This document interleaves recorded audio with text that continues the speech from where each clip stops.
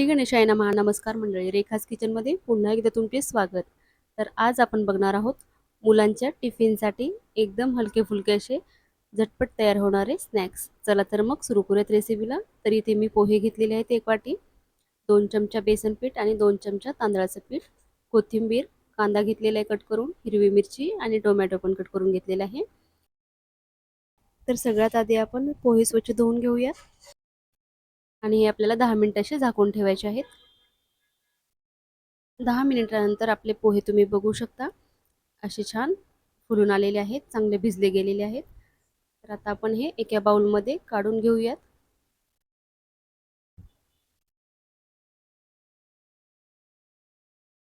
आणि आता आपण यामध्ये कट केलेला टोमॅटो, कांदा आणि हिरवी मिरची टाकून घेऊयात. कोथिंबीर टाकूयात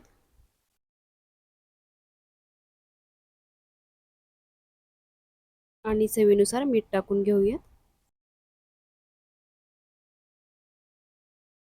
आणि आता आपण यामध्ये बेसनचं पीठ आणि तांदळाचं पीठ पण टाकून घेऊयात. आणि आता आपण हे हाताने चांगल्या प्रकारे असं मिक्स करून घेणार आहोत.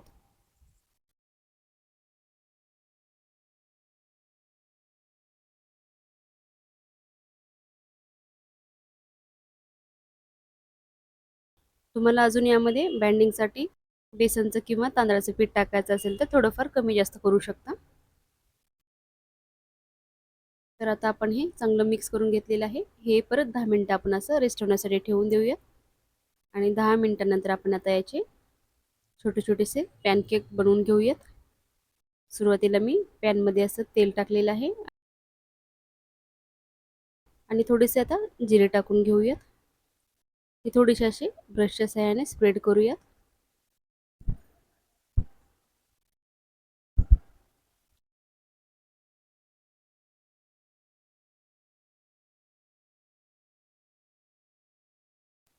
तुम्ही या पॅनमध्ये ॲट अ टाइम 2 छोटे छोटे पॅनकेक बनवू शकता, पण मी थोडासा मोठा असा एकच बनवलेला आहे.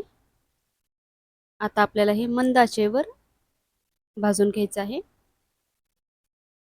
आपण फ्लेम फास्ट केली तर ते करपून जाईल आणि आतून ते शिजणार पण नाही.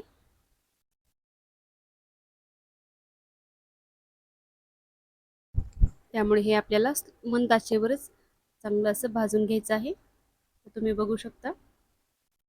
आता हे आपण पलटून घेऊयात आणि या साईडने पण ब्राऊन होईपर्यंत आपण हे भाजून घेणार आहोत.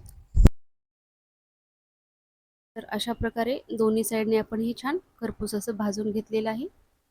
आलटून पलटून आपण हे छान भाजून घेतलेलं आहे.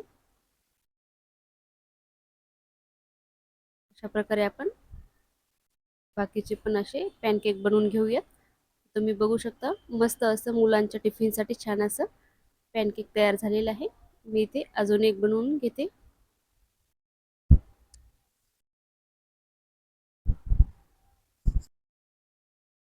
सेम पहिलं आपण जसं बनवलं त्याप्रमाणे तेल टाकलेलं आहे, थोडं पॅनमध्ये जिरा टाकलेला आहे आणि आता आपण हे बॅटर असं टाकून घेतलेलं आहे. अशा प्रकारे आपण पॅनकेक बनवलेले आहेत.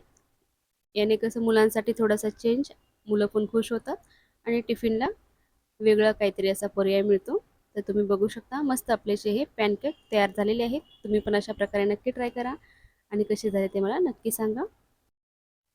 व्हिडिओला लाईक शेअर नक्की करा आणि चॅनेलला सबस्क्राईब केलं नसेल तर ते पण नक्की करून घ्या.